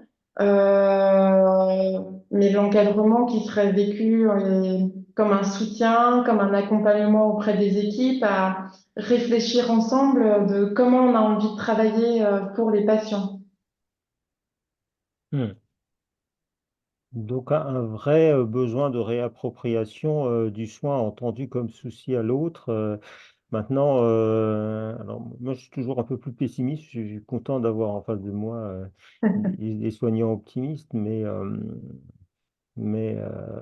tant que les cadres, par exemple à l'hôpital, passeront, comme vous l'avez dit, et je confirme pour avoir beaucoup travaillé des cadres, 80% de leur temps à Mm. juste gérer des plannings, je vois pas très bien comment ils pourront insuffler du sens aux soins. Mais je pense qu'il y a un vrai travail à faire là-dessus, peut-être doubler les cadres. Je ne sais pas, mais faudra Oui. les trouver. Mais après, il y a des choses qui ne nous appartiennent pas, effectivement, enfin, au niveau politique. Je pense qu'il y aura aussi une conscience citoyenne. Je parlais avant d'accès aux soins. J'entends de plus en plus de témoignages de personnes dans mon entourage dont la mère n'a pas pu être hospitalisée, de situations de maintien à domicile très complexes. Euh, Lorsqu'on avait préparé ce webinaire, on avait évoqué la situation un petit peu emblématique, alors c'est un terme affreux, mais du patient bloqueur de lit, hein, comme si c'est le patient qui était responsable. Mais j'ai retrouvé dans des écrits, alors des écrits managériaux, mais on le définissait comme un patient qui bénéficiait d'une hospitalisation inadéquate dans son indication, patient qui n'avait pas sa place à l'hôpital du fait souvent de complexité de facteurs psychosociaux. Alors on le sait, hein, souvent, moi il y avait une réflexion qui à un moment m'interpellait et que finalement je trouve assez pertinente. c'est que parfois, à peine le patient était admis à l'hôpital, on discutait déjà son projet de sortie. Mais parce qu'on le voit bien dans ce regard clinique qu'on va avoir, dans ce regard très global, systémique sur la situation du patient, il y a des situations dont on sait qu'elles vont être complexes parce que vulnérabilité, parce que entourage en situation de difficulté, situation précaire. Et parfois, on attend un peu le bout du bout, et puis là, on se retrouve au pied du mur et on va confronter la famille à l'indicible et à l'impossible, et puis on va leur dire, bon, ben voilà, pour nous, votre proche est sortant demain, débrouillez-vous. C'est vrai que là, je digresse un petit peu, mais en tout cas, c'est une des difficultés. Et bien sûr que je n'élude pas les difficultés. On arrive avec des étudiants qui ont déjà, pour la plupart, été faisant fonction cadre. Donc, ils ont une idée très, très précise et très réaliste de ce qu'est l'hôpital. Et on essaye justement de les accompagner dans des recherches de solutions peut-être pragmatique et euh, euh, c'est vrai que nos interventions et les échanges dans les groupes, c'est surtout se dire qu'il n'y a pas qu'une seule réponse, mais que la réponse, on va la trouver ensemble. Alors, bien sûr, bien souvent, je vais vous le dire, c'est malheureusement la moins mauvaise des solutions. Non, moi, je pense que le blade blocker est tout à fait au cœur finalement de la définition du soin et de la réflexion sur le soin, parce que lorsqu'on parle d'une personne qui est blade blocker, alors autrefois on parlait d'effectiologie, hein, c'était pas mal aussi, on donne finalement en négatif une définition du soin. On dit que certaines personnes n'ont rien à faire à cet endroit-là, alors que ce soit en médecine générale ou que ce soit à l'hôpital, on définit de façon gestionnaire qu'il y a des gens qui certes, sont plus souvent vulnérables, ont plein de besoins, alors qu'ils sont sociaux et médicaux souvent mélangés, parce que c'est rare que ce soit séparé, et on définit qu'eux, ils ne relèvent pas du soin. C'est une vraie question. Oui. Voilà, est-ce que Si vous on avez... enlève effectivement aux soignants toutes les charges qui sont plus administratives, c'est une vraie bataille ça, hein, mais du coup ça nous enlèverait aussi une pression énorme, ça nous permettrait de nous recentrer sur nos fonctions premières.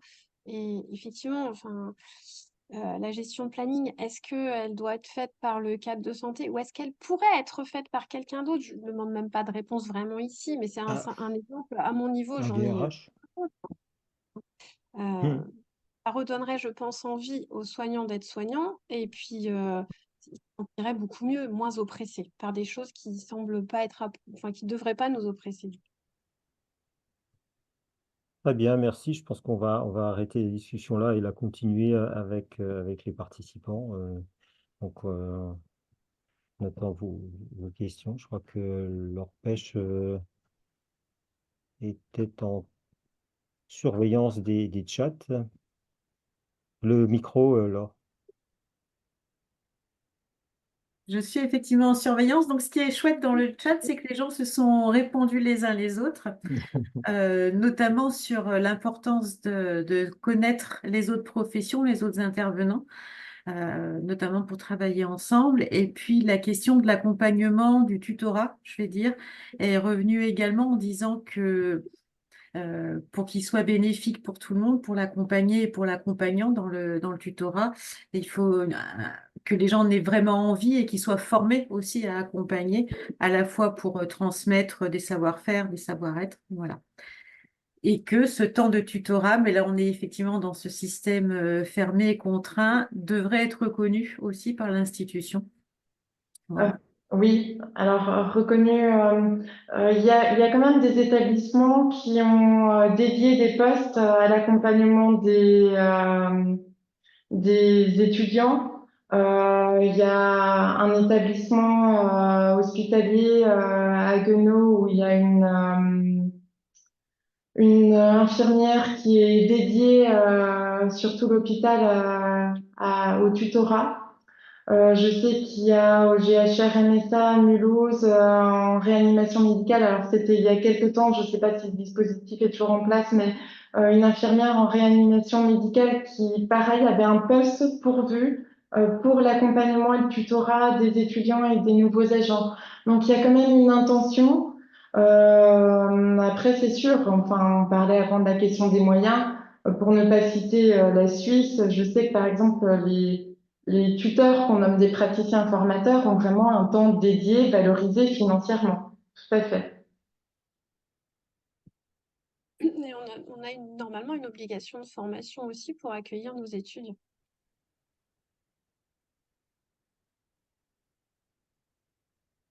D'autres questions? Je crois que Michel voulait poser une question, si j'ai bien vu dans le chat. Oui, bonsoir à toutes et à tous. Je ne sais pas si vous m'entendez bien. Tout à fait. Oui, bonjour, merci Patrick pour l'animation. Merci mesdames pour vos témoignages vraiment très, très intéressants et évidemment votre engagement. Moi, je voulais peut-être prolonger cette discussion sur la délégation des tâches et donc cette notion de finalement rendre du temps médical aux soignants. Et je voudrais savoir comment, sur votre territoire, comment en fait vous êtes accompagné sur le développement de ce type de pratique, parce qu'évidemment, c'est un changement. Je pense que vous l'avez évoqué, docteur. Pour vous, enfin, vos patients et vous-même semblez y trouver votre compte, mais ce n'est pas une opinion qui est nécessairement répandue, hein. Je pense que dans notre pays, on est quand même dans des mécanismes dans lesquels on aime bien mettre les gens dans des boîtes. Donc, vous avez tel diplôme, donc vous allez faire telle chose. Donc, on n'aime pas tellement ce chevauchement d'activités, de responsabilités. Évidemment, il ne s'agit pas de diluer les responsabilités. Donc, j'aimerais savoir comment vous êtes accompagné pour le faire et comment, en fait, c'est ce que vous constatez comme étant de bonnes pratiques pour être développé. Et puis, juste un commentaire, vous avez cité effectivement le dossier médical partagé. Donc, je suis vite allé regarder, ça date de 2011. Bon, ça s'appelait dossier médical personnel. Et effectivement, on devrait se questionner collectivement sur notre incapacité finalement à mettre en place type d'outils. Donc, on a eu des présentations d'intelligence artificielle, l'impact pour les soignants au début de l'introduction, c'était fort intéressant. Mais je me dis finalement, on ne devrait pas trop s'inquiéter puisqu'on n'arrive déjà pas à mettre en place ce qui sont quand même des outils de base, hein, le partage des informations. On est très loin de l'intelligence artificielle. Merci pour vos commentaires. Merci beaucoup. Pour vos questions. Oui, effectivement, moi j'ai certains patients quand je leur présente effectivement le DMP qui me disent bah, je croyais que c'était déjà fait, docteur. Oui, sauf que c'est seulement fonctionnel pour la plupart de nos logiciels depuis l'été dernier. C'est-à-dire qu'avant, pour placer un document, un compte-rendu dans un dossier médical du patient, bah, c'est très simple, on ne le faisait pas parce qu'on peut passer 5 minutes, c'est pas possible. Aujourd'hui, c'est clic droit partagé, donc c'est fluide. Donc, en finalité, il aura fallu quand même 13 ou 14 ans pour que ce soit effectif en pratique et applicable. Bon. Après, pour la question des assistants médicaux, qui clairement est mon cheval de bataille, qui est né vraiment progressivement pour ce qui est au sein de mon cabinet. Euh, en fait, l'inné, elle était vraiment naturelle, comme j'ai stipulé tout à l'heure, c'était de gagner du temps et de déléguer ce qui était idiot que ce soit fait par moi-même et je préfère passer 1 heure à recevoir des patients que de passer 1 heure à transférer des documents, les enregistrer, enfin ce que vous voulez. À peu près au moment où je me suis dit que j'allais embaucher quelqu'un à temps plein, est née cette notion d'assistants médicaux. Donc, du coup, évidemment, j'ai signé le contrat puisqu'on est en contrat d'aide, au moins financière, par l'assurance maladie. C'était en 2020, si je ne me trompe pas. Et du coup, le champ d'action de la délégation de tâches avec les assistants médicaux est assez large. Essayer de faire un petit peu des recherches pour se retrouver dans les clous, parce qu'effectivement, notamment en France, le changement, c'est compliqué. C'est-à-dire que là, je bouscule un petit peu ce qui a toujours été fait. En introduisant une personne extérieure dans mes consultations, ça ne veut pas dire qu'elle connaît l'intégralité de la consultation de mon patient. J'insiste bien là-dessus. D'abord, le patient il parle de lui-même, on ne lui met pas le couteau sous la gorge pour obtenir des informations. Et à la base, c'est une question d'accueil. Et puis, il est libre de refuser. Et des fois, les consultations peuvent se dire, je préfère en parler au docteur Chevalier. Mes assistantes, elles sont clairement briefées là-dessus. va pas plus loin, on fait autre chose. Ça n'empêche pas de passer la carte vitale et de vérifier la dernière vaccination antitétanique. Donc, on essaye d'être souple.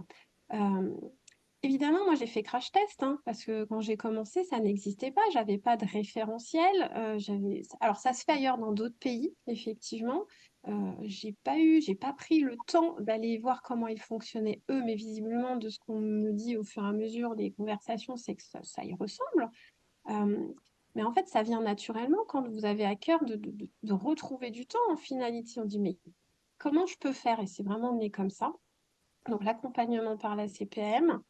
Euh, et puis après, bah, c'est d'essayer de diffuser un petit peu l'information, déjà auprès du cabinet dans lequel je travaille, où mes collègues regardaient ça d'un œil peut-être un peu curieux au début, bon, parce que bah, ça fonce un peu, j'ai envie d'avancer, j'ai envie d'essayer, je me donne les moyens. Et encore une fois, je suis en libéral, donc du coup, je décide de mes engagements, si tant est qu'ils soient déontologiques, bien sûr.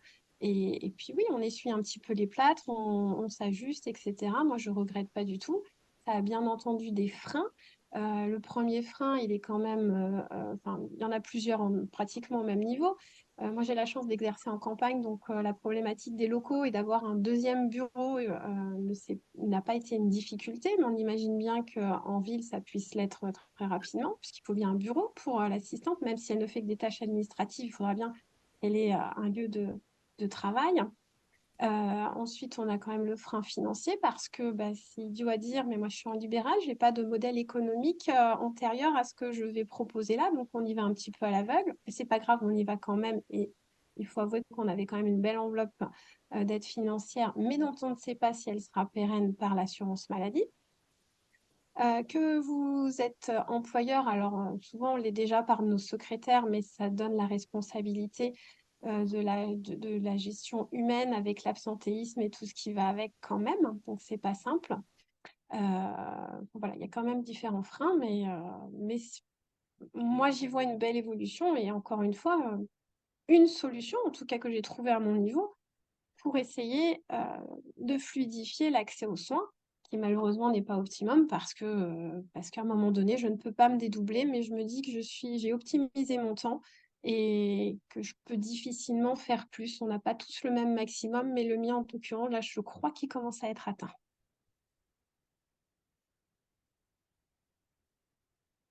Oui.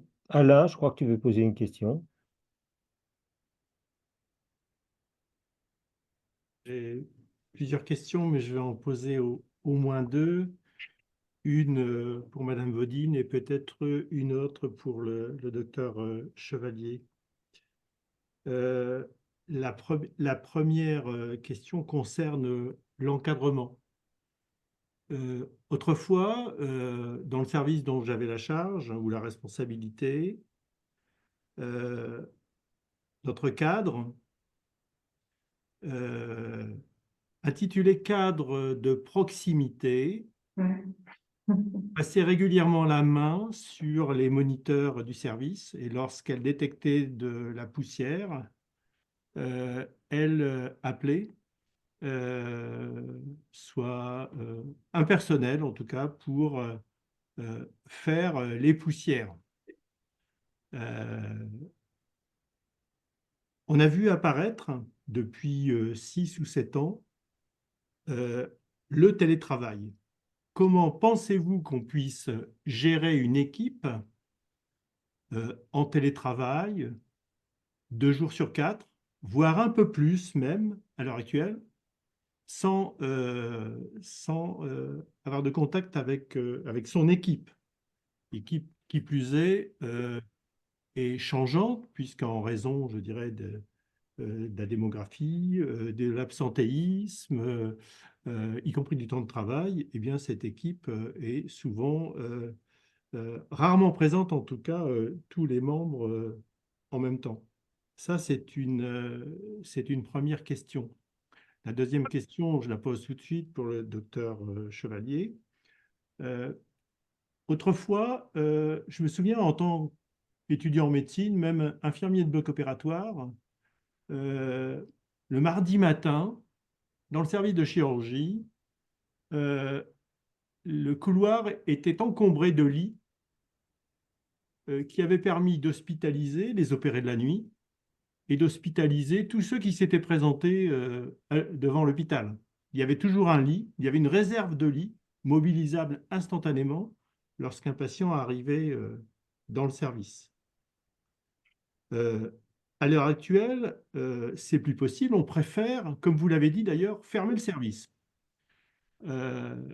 Et je m'adresse là au médecin libéral. Lorsque vous cherchez un rendez-vous, un spécialiste, pourquoi pas un médecin généraliste, et lorsque vous allez sur les sites Doctolib ou Maya, pour 80%, voire 90% des médecins listés sur ces sites, vous vous retrouvez avec la réponse suivante: ne prends pas de nouveaux patients. Est-ce que c'est... à quoi cela correspond-il? Qu'est-ce que cela veut dire en termes, je dirais, de réponse à la demande? Et est-ce que cela a une signification en ce qui concerne le changement, en fait, d'empathie, en tout cas la volonté de se nier soi, de se faire soigner? Merci pour vos questions. Je me permets de répondre à la première autour du cadre de proximité, le télétravail. Alors, le cadre de proximité, c'est vrai que c'est une figure qui a changé. Maintenant, le cadre de proximité, il est à distance. Ce qui a beaucoup évolué ces dernières années, c'est son périmètre d'encadrement. Ou peut-être qu'à l'époque, le cadre de santé avait la responsabilité et l'accompagnement d'une équipe de 20, 30 agents. Là, actuellement, ben, souvent, il va s'occuper de 2, 3 services, parfois sur des sites géographiques éloignés. Donc, c'est vrai que cette notion, même là, de proximité, elle est questionnée. D'ailleurs, il y a une étudiante qui avait travaillé sur cette thématique dans son mémoire. Elle avait beaucoup insisté en fait sur les liens de confiance. Alors, on parlait avant de la délégation, là, c'était sur quelque part l'autonomie aussi des équipes, mais sans les abandonner non plus. Mais c'est vrai que c'est une vraie difficulté. On parle d'agilité managériale. Je pense qu'il faut être agile, effectivement, actuellement, pour être cadre, voire acrobate. En tout cas, il y a un vrai souci d'attention, enfin, qu'on entend, que j'entends auprès des étudiants, mais avec ces difficultés-là. Le télétravail, à condition que ce soit pas une mise à distance et un isolement, il peut être aussi intéressant pour le cadre dans la mesure où on parlait avant de cette activité gestionnaire de rationalité, c'est une réalité dans l'activité du cadre. Et parfois, peut-être traiter en télétravail des choses un peu plus administratives, du planning. Alors, ça lui permet déjà d'avoir cette disponibilité parce qu'il y a aussi beaucoup d'interruptions de tâches. Et en même temps, peut-être alors d'avoir une autre présence physique quand il est vraiment dans son bureau. Après, c'est vraiment des réflexions institutionnelles. Et bon, je ne sais pas s'il y a beaucoup d'établissements qui effectivement ont réfléchi à ce modèle du télétravail sur 2 jours par semaine. Je pense que c'est vraiment du cas par cas et qu'effectivement, enfin, je milite pour que le cadre soit encore présent auprès des équipes. On parlait avant du rôle clinique, alors c'est sûr qu'il passera peut-être plus dans les chambres, mais ne serait-ce que de temps en temps, participer aux transmissions, écouter ce qui est dit des soins, je pense que c'est essentiel, bien sûr. Alors moi, je vais prendre la main pour la deuxième question. Et bon, je pense que beaucoup de nos interlocuteurs là sont contents de l'entendre parce qu'ils aimeraient certainement savoir ce qu'il y a derrière le ne prends plus de nouveaux patients. C'est une question que l'on aborde tous les jours, tous les midis avec mes collègues. C'est qu'est-ce qu'on fait de tous ces patients qui n'ont pas de médecin traitant? C'est une problématique énorme, c'est un stress infini pour nous. C'est du quotidien aussi dans mes patients. Mais des exemples, j'en ai 3 à 4 par jour. Donc, vous imaginez bien 3 à 4 par jour, si je dis oui, ce que ça peut faire comme volume à la fin de l'année. ça devient absolument ingérable. Et autant je peux être optimiste, autant l'accueil des patients sans médecin traitant ou sans médecin tout court me fait extrêmement peur et je n'ai pas de réponse. Par contre, pourquoi nous, en tant que médecins, on affiche complet entre guillemets?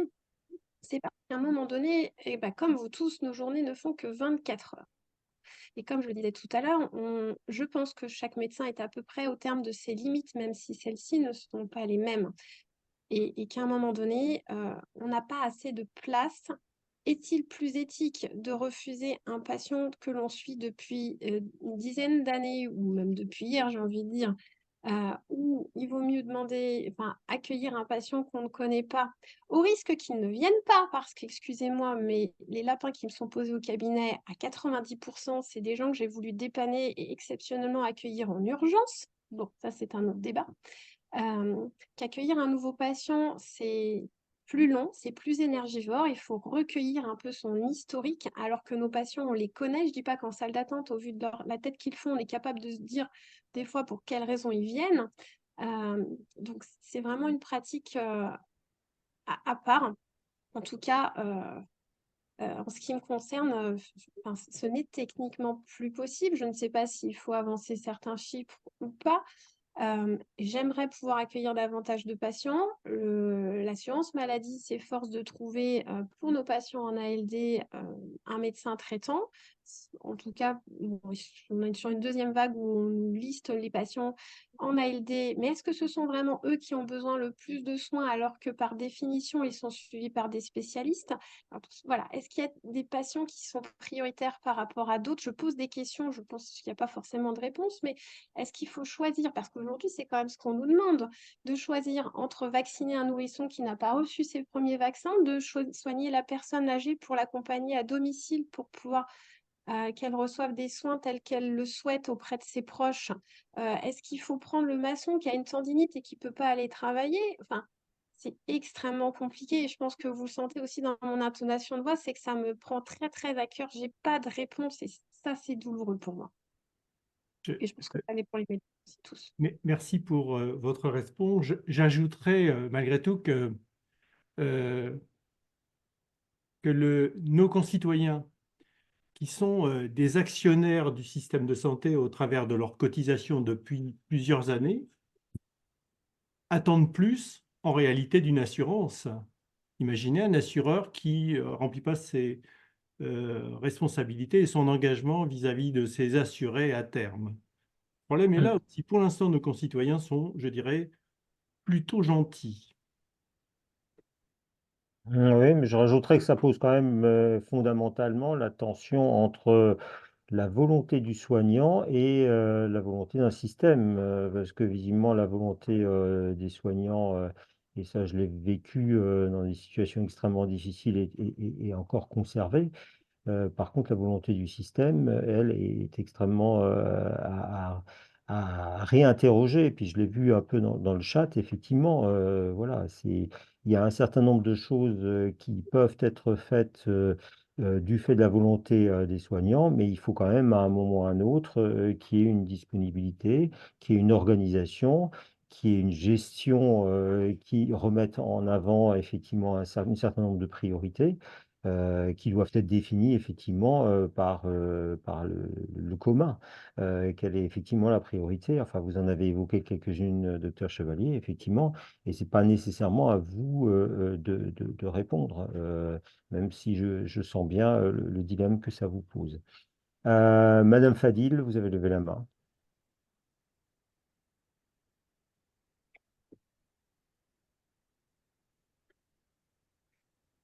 On vous écoute, mais pour l'instant, on ne vous entend pas. Non. En attendant, Laure, est-ce qu'il y a encore d'autres questions sur le chat? Justement, la question de la multiplicité des tâches est revenue et la question d'un mouvement citoyen qu'évoquait Madame Bodine a été aussi évoquée dans le chat, mais côté soignant. médecins, pharmaciens, etc. Et c'est sans doute ce que vous disiez, Monsieur Karcher, cette tension qui existe dans le système lui-même, parce que malgré cette vision du soin, malgré le travail sur la visée du soin, les contraintes font que il y a des moments c'est plus possible. Alors c'est pas une question que je pose, c'est plus un résumé de ce qui a été dit. Et les solutions, enfin vous disiez aller dans les interstices finalement pour arriver à trouver des choses. Euh, Est-ce que ces interstices-là, finalement, à un moment, vont pas aussi se faire au détriment de la santé des soignants eux-mêmes, qui, à force de vouloir trouver des solutions ou des systèmes ou des constructions, à un moment ne peuvent plus. Et finalement, on dit toujours s'use. Et c'est ce qui est noté dans plusieurs bulles du chat. Oui, oui, oui, non, mais il s'agit absolument pas de nier la souffrance et l'épuisement des soignants qui, jusque-là, enfin, on parlait avant de vocation, enfin, avaient à cœur de tenir à bout de bras un système de santé qui est ce qu'il est, où effectivement, enfin, on n'a pas des moyens et des ressources qui sont illimités. Est-ce qu'à un moment, il va falloir qu'on renonce à certains soins? Enfin, c'est aussi la question qu'on se pose, mais et dans quelle mesure, finalement, peut-être un mouvement aussi plus démocratique pourrait s'emparer de ces questions sanitaires?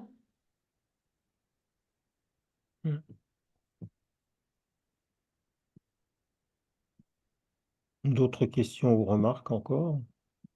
Bah, c'est une personne dans le chat, effectivement, qui note bien, enfin, qui relève que c'est, entre autres, dans les EHPAD, que cette difficulté devient aiguë dans la mesure où les personnes résidentes, avec des refus de prise en charge par le 15, enfin, c'est presque des refus d'accès aux soins qu'on a déjà évoqués. Et je sais pas, Madame Chevalier, par exemple, si vous êtes parfois confrontée à des appels pour que vous interveniez ou si vous n'intervenez pas du tout en EHPAD en tant que médecin traitant. Est-ce que c'est une expérience que vous avez? Oui, on intervient en EHPAD, on peut être sollicité par le 15. On a multiples façons d'être sollicité pour donner un soin aux patients. C'est le fait, on voudrait se démultiplier en fait, on devait résumer. Et puis juste pour rebondir, je me dis à quel moment aussi je pense que les patients ne sont pas prêts à entendre qu'on puisse faire des consultations de 5 minutes. Donc voilà, si on veut, voilà, les patients veulent des soins de qualité, ils veulent avoir accès aux soins, mais il y a une adéquation avec le nombre de professionnels en face. C'est la raison pour laquelle le système de soins, à mon avis, est très très en tension. Enfin, pour revenir rapidement sur les EHPAD, ça a été ma pratique longue, oui, c'est quasiment un paradigme de la problématique du soin, hein, parce que les EHPAD ont été construits sur l'idée, effectivement, qu'il fallait en faire sortir la technique pour favoriser la relation. Et on voit à quel point ce modèle est intenable actuellement, dans la mesure où bah, l'accès aux soins hospitaliers est de plus en plus compliqué. Et le dernier rapport sur le Sénat parlait de médicalisation des EHPAD, c'est-à-dire encore une fois, enfin de plus de médicalisation encore des EHPAD, c'est-à-dire aller vraiment contre la vocation des EHPAD qui devaient être des lieux de vie. On voit cette difficulté-là, mais ouais. On en parlera peut-être lors des Oui. prochaines sessions. Et c'est vrai qu'à travers, que ce soit le virage ambulatoire ou le virage inclusif dans les établissements médico-sociaux, on voit aussi qu'il y a un gros poids maintenant qui est porté par les aidants, par les proches, avec une part importante, hein, Alain, tu as encore une question? Oui, j'en profite qu'il n'y ait pas d'autres questions pour l'instant. C'est peut-être plus une remarque qu'une question à propos justement de l'accès aux soins, voire du refus de soins.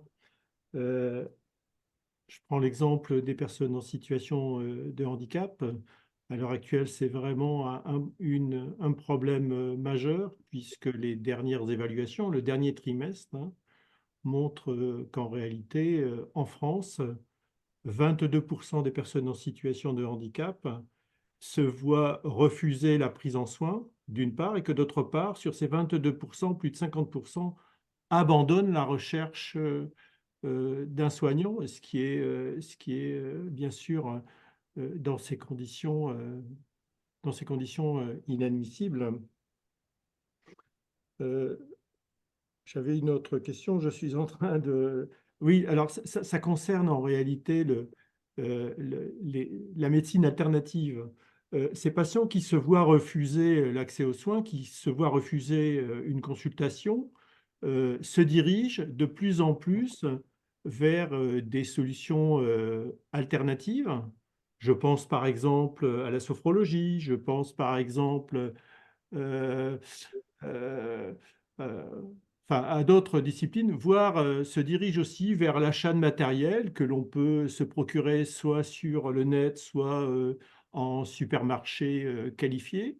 Et finalement, on a là le développement d'une médecine, d'une pseudomédecine non contrôlée, pas forcément validée, mais en tout cas qui est à la charge du citoyen.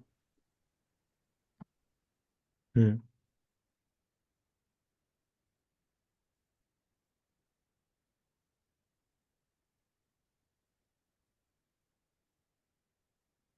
Bon, d'autres questions encore? Oui, monsieur Guiléus, si je prononce bien. Non, mais c'est du breton, c'est pas grave, c'est Guilleux. Oui, merci, professeur Léon, pour sa dernière remarque, parce que c'est une vraie tendance. En tout cas, dans le domaine de la douleur, des consultations de douleur chronique, qui sont surchargées, les patients attendent 9 mois, 10 fois pour une première consultation, et le phénomène d'éparpillement des patients, alors quand ils ne font que de la sophro, c'est pas grave, ça va leur coûter quelques dizaines d'euros, mais ça peut être beaucoup plus compliqué, beaucoup plus charlatanesque que ça, avec achat de matériel adapté ou pas adapté. Et effectivement, c'est maintenant une tendance lourde, mais on voit des gens démunis, vulnérables, prêts à tout parce qu'ils ont mal depuis des années. Donc il y a écrit client, victime. Donc se livrer corps, âme et compte en banque à des maîtres Reiki, des éthiopathes, naturopathes, qui ne sont pas tous méchants, mais qui sont pas loin d'être des charlatans et qui usurpe la fonction du médecin. Et c'est un infirmier qui le dit. Hmm.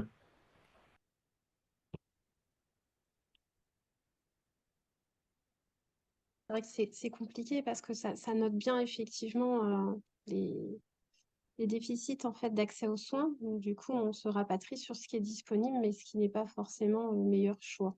Donc, moi, ça me laisse très songeuse. Je pense qu'il y a des choses qui sont parfaitement complémentaires et d'autres choses bien plus farfelues et dont l'efficacité reste largement à démontrer, ou bien elle a déjà été démontrée que ça n'était pas adapté. Je n'arrive pas à lever la main, je n'avais pas trouvé le petit bouton. Si j'avais justement enfin, même créneau de sujet, on parle assez régulièrement du tiers numérique dans la consultation médicale. Donc, en fait, c'est ce patient qui est allé se renseigner sur Internet en fonction de signaux qu'il a ou de son historique. Et je voulais savoir, Madame Chevalier, si c'est quelque chose qui modifie aussi l'approche du soin aujourd'hui, cette information dont disposent les patients autrement, par d'autres biais. Alors, disons que je suis peut-être pas suffisamment âgée, entre guillemets, pour avoir un point de comparaison, puisque je suis arrivée dans le soin, ils avaient déjà accès à Internet. C'est pas si fréquent que ça que les patients osent poser leurs questions parce que souvent ils s'excusent presque d'avoir regardé sur Internet et comme je leur réponds, vous savez, nous aussi on va se renseigner sur Internet. Toute la problématique c'est de faire le tri dans l'information.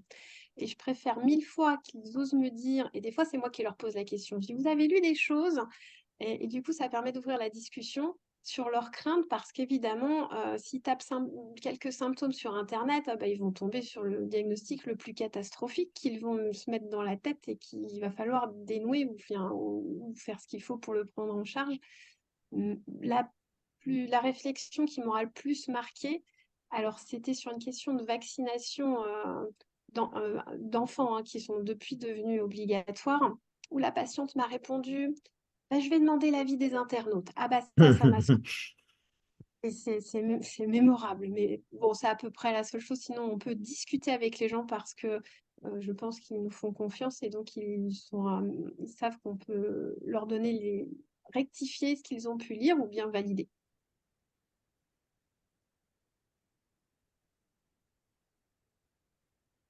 Très bien.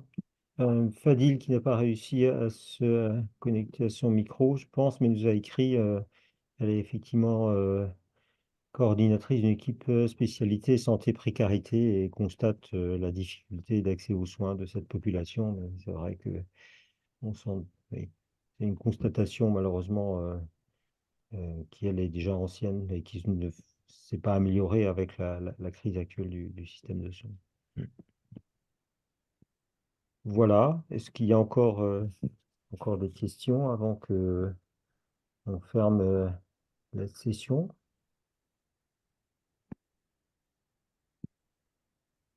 Non, apparemment. Laure, non, Bah, moi, j'avais une question, mais c'était plus une remarque. Je trouve que Oui. le dernier mot qui a été dit, de dire les patients ont confiance, je pense que ça a défini aussi quand même pas mal la relation de soins, ou même si le patient est effectivement acteur et un véritable partenaire, il y a une question de confiance qui s'établit dans cette relation. Et Il y a besoin de temps, voilà, du temps. qui manque énormément, oui. Ouais. L'humain ne remplacera pas la machine, donc effectivement, même si on a des performances extraordinaires avec l'intelligence artificielle, en tout cas aujourd'hui, je ne pense pas que le patient soit prêt à recevoir un diagnostic de manière robotisée pour boucler la boucle avec l'introduction qui a été faite sur ce webinaire. Bon, et puis d'abord, est-ce qu'il y aurait eu besoin d'inventer, entre guillemets, l'intelligence artificielle si les humains étaient disponibles et n'avaient pas à faire de choix en termes d'horaire, de planning, ce genre de choses? Mm. Oui, oui, puis c'est vraiment une vision très technicienne du soin. On oublie dans cette histoire que rien que la parole et la façon dont la thérapeutique a été présentée était elle-même déjà thérapeutique, hein. Ça a été bien montré par l'effet placebo depuis maintenant des années.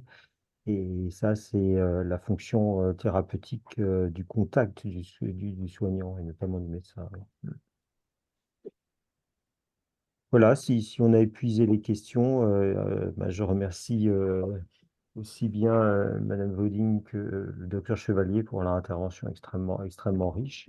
Et puis, je donne rendez-vous à tout le monde le 19 juin 2024, donc un peu plus de 2 mois, et on continuera donc ce cycle de webinaires en s'intéressant plus particulièrement au fonctionnement actuel du système de santé et ses répercussions sur l'accès aux soins.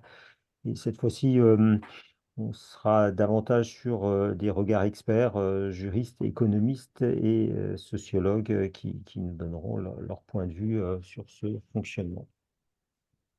Voilà, je vous remercie pour votre présence nombreuse et vous donne donc rendez-vous au prochain webinaire, le 19 juin.